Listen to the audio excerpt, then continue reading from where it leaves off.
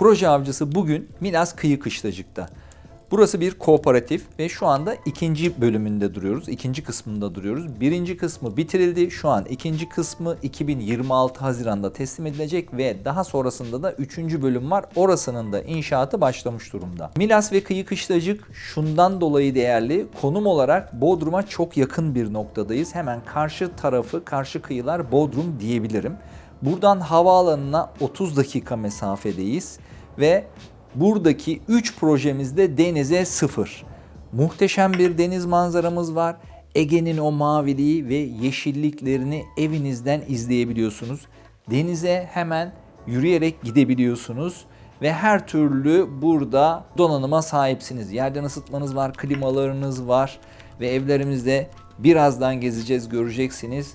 Harika şekilde tasarlanmış ve mimarisi yapılmış. Özellikle iç kısmı benim çok hoşuma gitti. Tam bir Akdeniz havasıyla İskandinav havasını çok güzel bir araya getirmişler.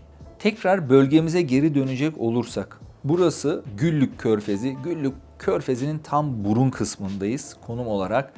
Burada istediğiniz her türlü denizcilik faaliyetini yapabilirsiniz. Tekneniz, yatınız ya da işte bir motor yatınız olabilir ve buradan isterseniz Bodrum'a bile gidebilirsiniz. Bu mavi kıyıları keşfedebilirsiniz. Burası hala bakir bölgelerden bir tanesi. Yeni tanınmaya ve yıldızı yükselmeye başlıyor diyebilirim size. Hatta aslında başladı. O yüzden daha da fazla geç kalmayın. Hala burada keşfedilmemiş çok güzel koylar ya da işte teknenizi aldınız, yelkenlerinizi aldınız. Sadece sizin olduğunuz, yazın bile sadece sizin denize girebileceğiniz, balık avlayabileceğiniz, keyfini çıkartabileceğiniz bir bölgedeyiz. Hatta hemen aşağıda iletişim numaralarından irtibata geçebilirsiniz. Bu fırsatı kaçırmayın. Hatta acele etmenizi tavsiye ederim. Çünkü satışta çok az evimiz kaldı. Bir güzel haberim de 3. etabımız var. Oraya da tabii ki üye olabilirsiniz. Evet, daha fazla uzatmak istemiyorum. Bu güzellikleri gelip mutlaka kendiniz de görün. Fakat biz sizlere bu güzellikleri kameramızla yansıtmaya çalışacağız. O zaman evimizi ayrıntılı bir şekilde dolaşalım.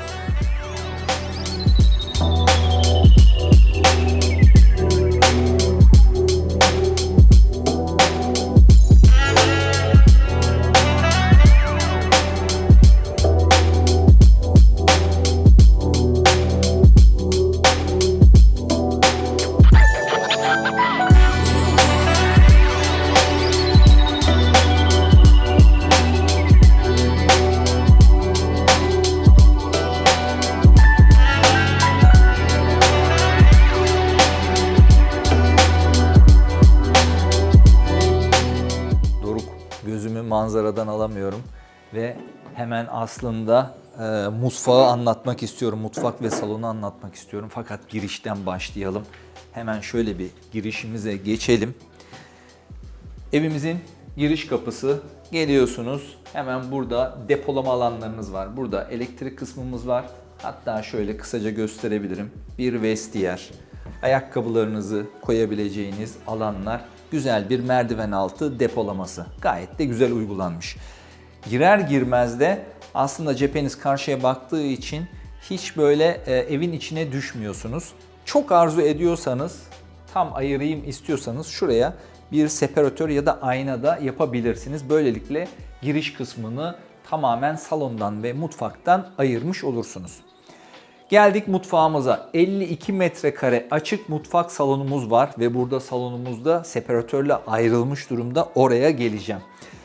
Girdik. Geniş bir mutfak. Gayet de kullanışlı bir mutfak. Burada hemen çift kapaklı bir buzdolabımız var. Burada geniş bir alan bırakılmış. Mutfak adası gerçekten efsane. Her türlü efsane burada. Ailenizle beraber bu diyaloğu kurabiliyorsunuz. İşte burada yemeğinizi yapabilirsiniz, hazırlayabilirsiniz. Hatta burada 4 kişilikte bir oturma alanınız var. Buranın tadını çıkartabilirsiniz. Arka tarafımda uzun bir tezgahım var. Gayet kullanışlı ve elverişli. Buradaki aynalı depolama alanları da çok hoş olmuş. Yukarıya kadar zaten tamamlanmış. Gerçekten çok hoş. Aşağıda yine depolama alanlarımız var. Ve tabii ki Burada mutfak adamızın orada da aynı şekilde depolama alanları devam ediyor. Evet, burası salonun ilk kısmı. Oturma alanı diyebilirim. Şöyle geçeyim. Burası oturma alanımız. Çok hoş tasarlanmış. Bu arada renkler ve tasarım çok hoşuma gitti.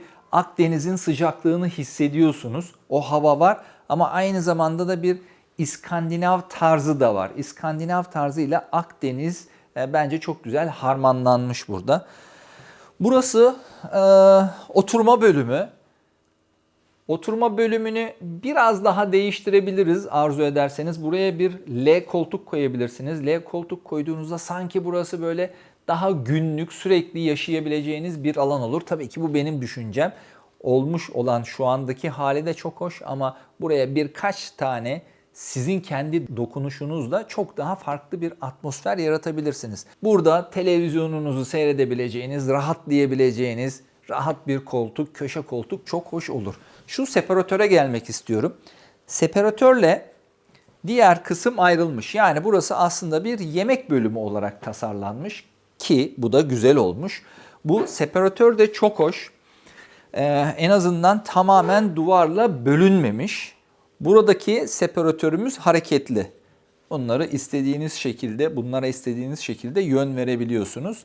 Salonumuza ve yemek kısmımıza benim şu anda bulunduğum taraftan, sol taraftan gün ışığı geliyor. Komple cam, hatta iki taraflı cam. O yüzden gün ışığına evimiz doyuyor. Aydınlık bir ev, işte İskandinav sadeliğini ve ışığını buradan alabiliyorsunuz. Bizim daha önceki dolaştığımız evlerde ben bir separatör görmüştüm. Aynı şekilde ahşap ve bunları şu şekilde yaptığınızda sanki dikey jaluzi gibi düşünün. Bunların hepsini bir yerde toplayabiliyordunuz. Bunu neden önemsedim?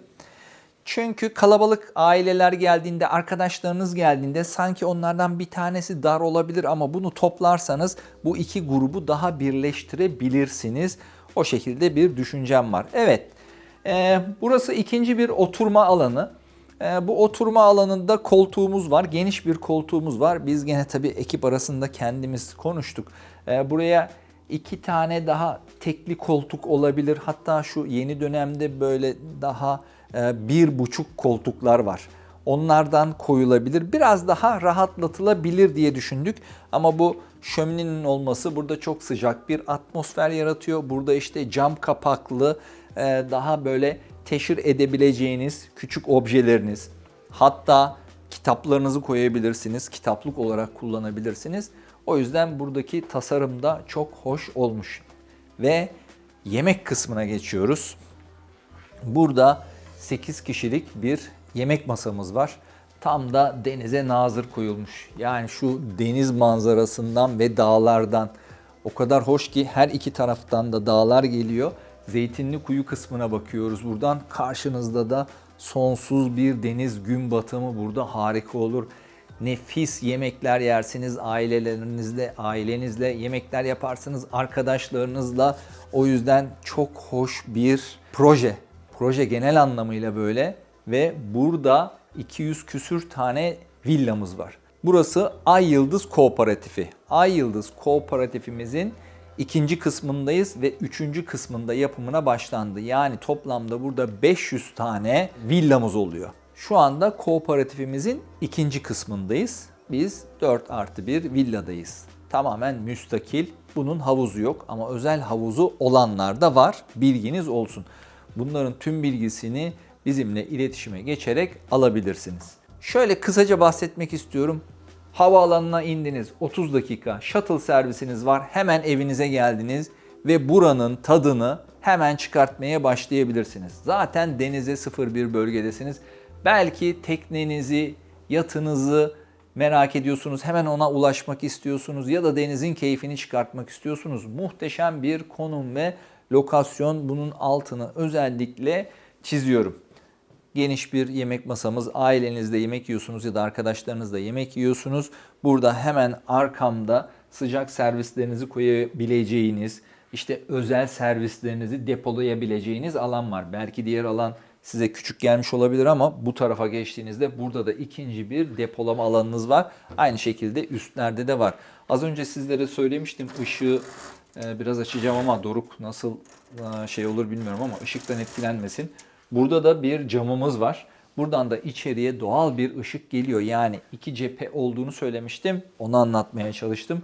Evet, yemek alanından geçmeden önce ikinci buzdolabımızdan bahsedeyim. İkinci buzdolabını koymak için bir alanımız var. İsterseniz buraya derin dondurucunuzu da koyabilirsiniz. Ama benim konuşmalarımdan birinci bölümde, birinci etapta yaşam başladı. Onların daha fazla yazın buzdolabına ihtiyacı olduğu için ikinci bir alan koymuşlar. Evet, buradan hemen tekrar salonumuza geldim. Aydınlatmalarımızdan bahsedeyim. Burada kenarda ledlerimiz var. Bunlar da çok güzel bir derinlik katıyor. İçerideki ledler. Dışarıda da spotlarımız var. Tabii bunlar gün batımında çok hoş oluyor. Siz istediğinize göre ister daha az loş bir ışık kullanabilirsiniz. İsterseniz spotlarınızı da açabilirsiniz. Evet. Burada klima ünitelerimizi görüyorsunuz. Gömme tipinde klimalarımız var. Tabii şu anda kapakları yok. Burası örnek villa ve inşaat aşamasında çok da az kaldı. 2026 yazında bunları teslim edeceğiz. Evet, tekrar giriş bölümüne geldik. Depolama alanlarımızdan bahsetmiştim ve aşağıdaki ilk odamıza girmek istiyorum. Evet, giriş kısmındaki odamız gayet geniş ve kullanışlı. Burası 13 metrekare. 13 metrekare bir giriş odamız var. Burada çift kişilik yatağımız var. Yatak başlıklarımız falan da çok hoş. Renkler çok hoşuma gidiyor. Yani böyle açık tonlarda. Böylelikle aydınlık ve tam yaz evi. Yaz evi diyorum ama burada siz isterseniz 12 ay yaşayabilirsiniz. 12 ay yaşayabileceğinizi söyledim. Burada yerden ısıtmamız da var. Klima, her türlü tesisatımız var. O yüzden yaz kış kullanabilirsiniz. Evet, arkamda görmüş olduğunuz da 3 kapaklı geniş bir dolabımız var. Doruk, oradan terste mi kaldın? Şöyle açayım istersen.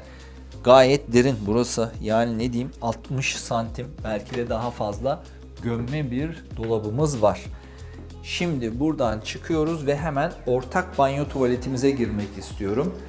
Geniş 4,5 metrekare bir ortak banyo tuvaletimiz var. Ben bu duşları çok önemsiyorum. Cam çok hoş olmuş ve kafam çarpmadan içeriye girebiliyorum. Gayet yüksek.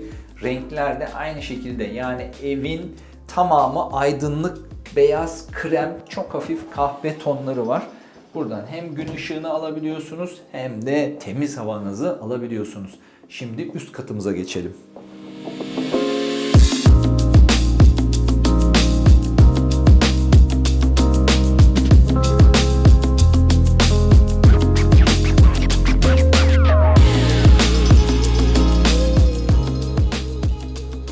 Merdivenlerimizden çıkıyoruz. Merdivenlerimiz mermer. Burada cam korkuluklarımız var ve hemen yan taraftan içeriye gün ışığı geliyor. Evin her yerinden gün ışığını alabiliyorsunuz. Evet, merdivenlerden çıkar çıkmaz en önemli ve güzel özelliklerimizden bir tanesi. Çamaşır makineniz ve kurutma makineniz burada hemen merdivenin karşısında. Burada da küçük ihtiyaçlarınızı koyabileceğiniz bir depolama alanı yapılmış. Hemen burada ikinci bir kapağımız var. Burayı açmayacağım. Burada elektrik tesisatımız ve yerden ısıtmanın altyapıları var. Burada 3 tane odamız var. 3 tane odamızın da kendisine ait banyo ve tuvaleti var. Burası birinci odamız ve burası 15 metrekare büyüklüğünde. Çift kişilik bir yatağınızı rahat rahat sığdırabiliyorsunuz. Aynı şekilde aşağıdaki gibi 3 kapaklı burada da bir dolabımız var, gardırobumuz var. O yüzden geniş bir alan ve çok da hoş. Üst katlardan harika ve daha fazla bir deniz manzarası var. İstersen Doruk hemen şöyle bir bunun balkonunu da gösterelim. Burası 3. odamız. Vallahi şunu açayım ben sizlere. Burası küçük balkonumuz diyeyim ben sizlere. Yani nefis bir manzara var. Ege'nin maviliği ve yeşilliğiyle harika.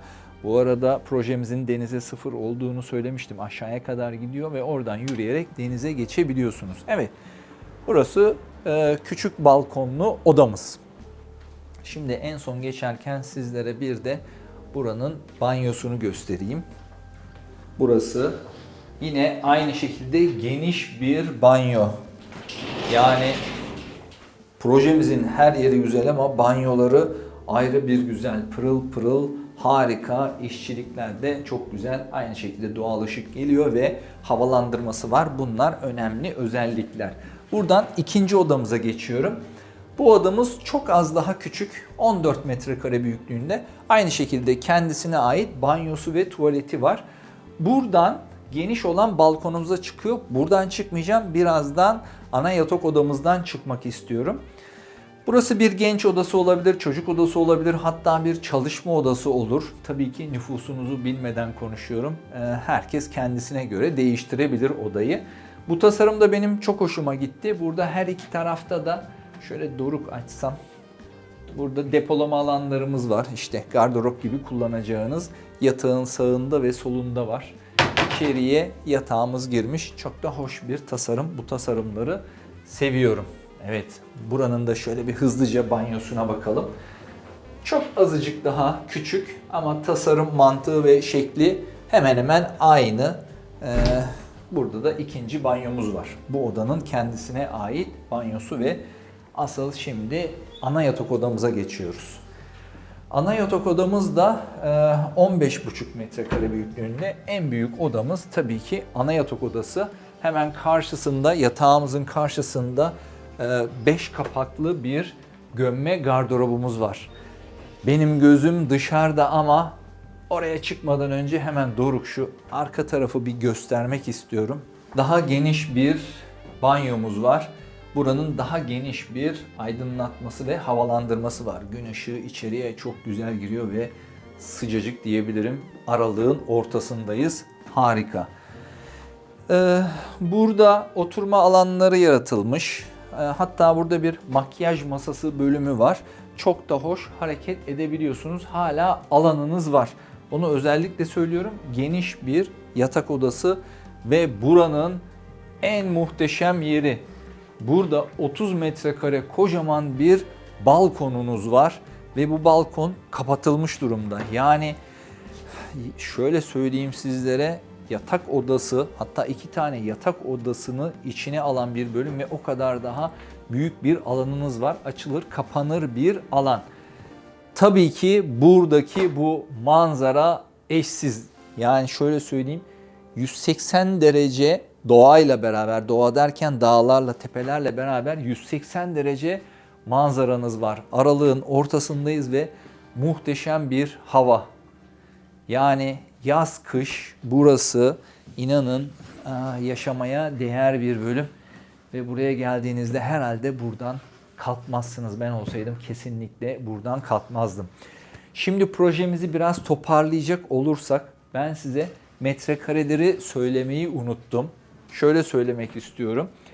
Evlerimizin arsa payları 350 metrekare ortalama ve 100 metrekare tabanda yapılmış. Biraz daha bir 100 metrekareden büyük bir üst katımız var. Toplamda 200 metrekare kullanım alanımız var. 350 metrekarede arsamız var. Buradan denize sıfır seviyesindeyiz. Hemen yürüyerek denize gidebiliyorsunuz. Muhteşem bir manzaramız var. Buradan havaalanına 30 dakikalık mesafedeyiz. Buradan Bodrum'a 1 saat içinde gidebilirsiniz. Hatta biraz biz kendi aramızda böyle biraz fantazi yaptık. Burada bir motor yatınız, tekneniz varsa buradan Bodrum'a deniz yoluyla gidebilirsiniz. Şunu da söylemek istiyorum. Bu 3 etaptan oluşuyor kooperatifimiz. Üçünün içinde de sosyal alanlar var. Restoranlar var, basketbol sahaları var, gezi alanlarınız var ve hepsini kullanabiliyorsunuz. Aynı zamanda shuttle servisi de var. Yani havaalanına geldiniz, hemen buradan shuttle servisle havaalanından evinize gelebiliyorsunuz. Ya bunlar inanılmaz kolaylıklar mı diyeyim, inanılmaz lüksler mi diyeyim. Hele bir de fiyat ve performans olarak baktığınızda muhteşem. Buralar dediğim gibi daha yeni keşfediliyor. Bodrum'a bence büyük bir alternatif ve bir takım şeyleri kıyasladığınızda tabii ki birçok avantajı var. Tabii ki Bodrum ayrı bir güzel, dezavantajları da var. Fakat buradaki eşsiz manzara, doğa inanın 12 ay yaşamaya müsait ve çok güzel. Şöyle yapalım. Siz bizleri her türlü sosyal medyadan takip etmeyi unutmayın.